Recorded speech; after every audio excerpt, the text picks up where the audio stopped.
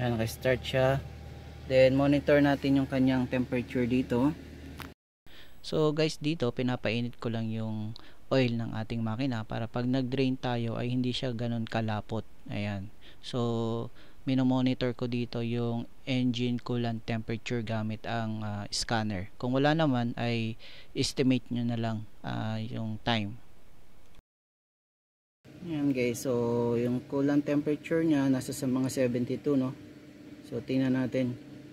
So guys, dito not necessary na kailangan yung gumamit ng scanner kapag nag-change oil kayo, no? So dito ginawa ko lang is ginamit ko lang yung scanner just to monitor lang yung engine coolant. Then ito na rin yung time para maobserbahan yung performance ng ating engine. Ayan. Tapos stable na rin yung ating temperature coolant. So hindi na siya tumataas sa 82, 83, no? Ayan. Ayan, papatayin ko lang to. So ayun guys, no, after 5 minutes in-on natin yung ating engine. Yan, naka-on siya pero hindi siya naka-start, ano. Then monitor natin dito.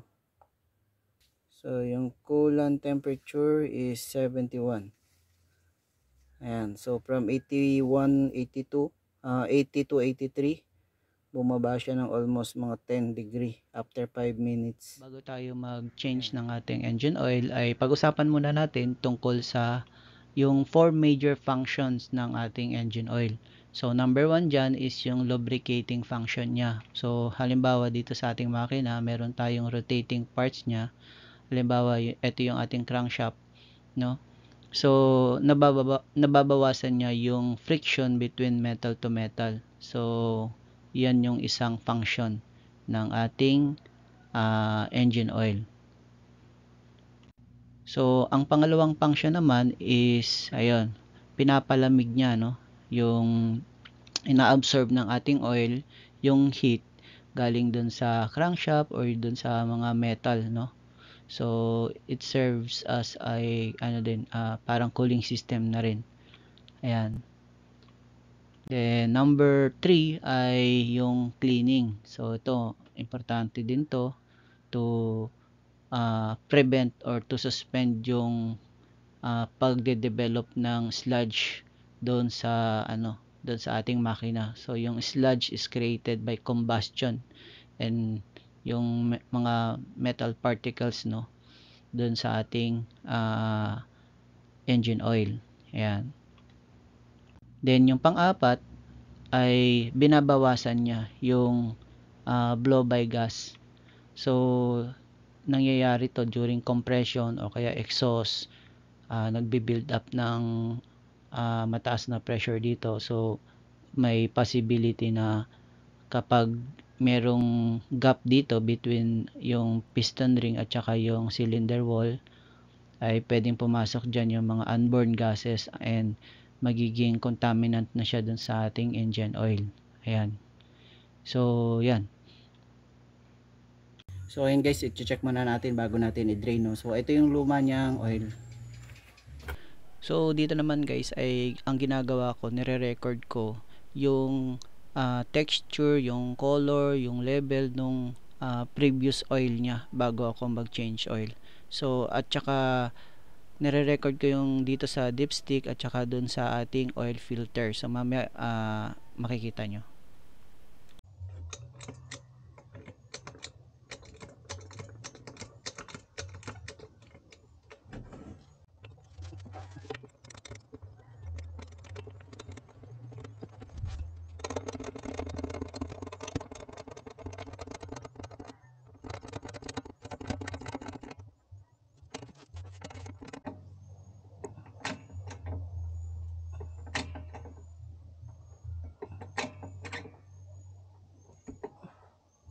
So guys, dito gumamit ako ng dalawang jack stand na ang bawat isa ay 6 ton.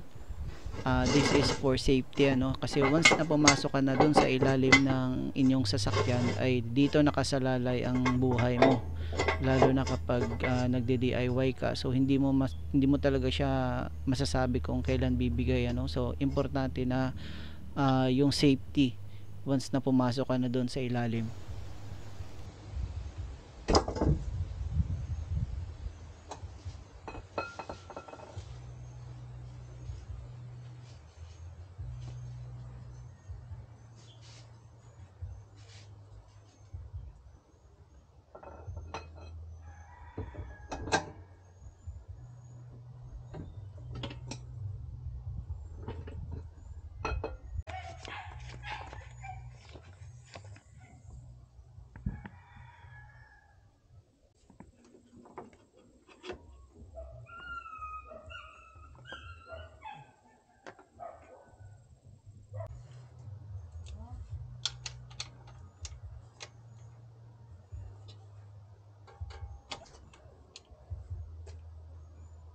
So dito guys ay gumamit ako ng gloves ano. So importante to protect yung ating balat sa ating kamay. Imagine nasa mga 71 degrees Celsius yung init ng engine oil. Kaya ayun, so dapat meron tayong protection sa ating kamay. So dito naman guys ay mahalaga kapag nagde-DIY change oil tayo ay meron tayong proper tools like paggamit ng oil filter wrench, no. Mahalaga to guys kasi minsan mahirap talaga siya tanggalin kasi tumigas na yung rubber doon sa lagayan ng ating oil filter.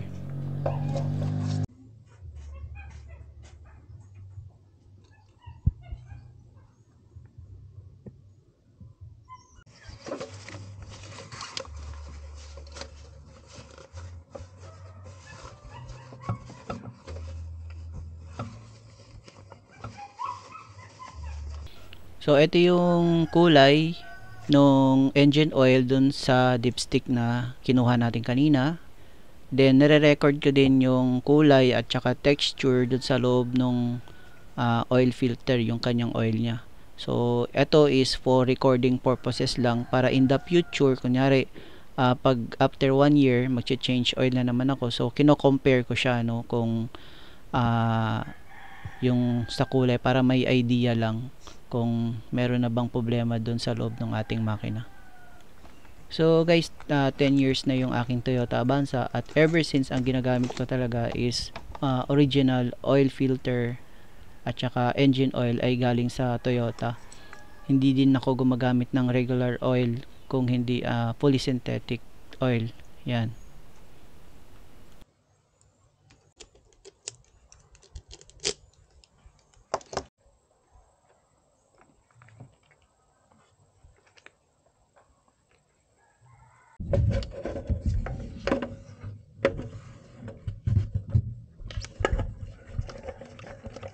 So sa una guys ay hand tight lang muna no, hanggang sa maramdaman mo na yung kanyang o-ring na rubber ay lumapat na dun sa surface nung nilalagyan ng oil filter.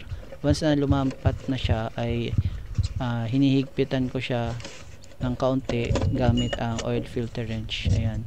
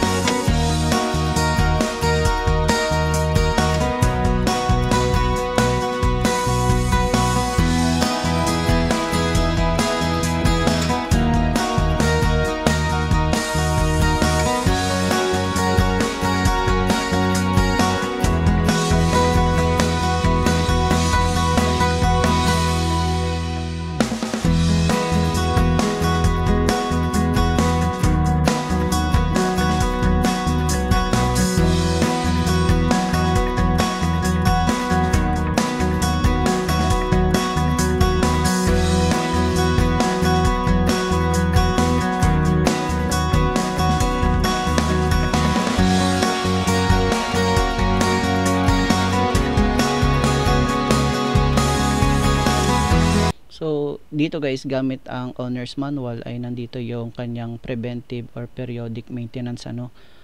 So dito merong months and by kilometers. So every 10,000 kilometers ay kailangan mo mag-replace ng engine oil at saka oil filter. So kung hindi naman 10,000 kilometers ay every 12 months or 1 year.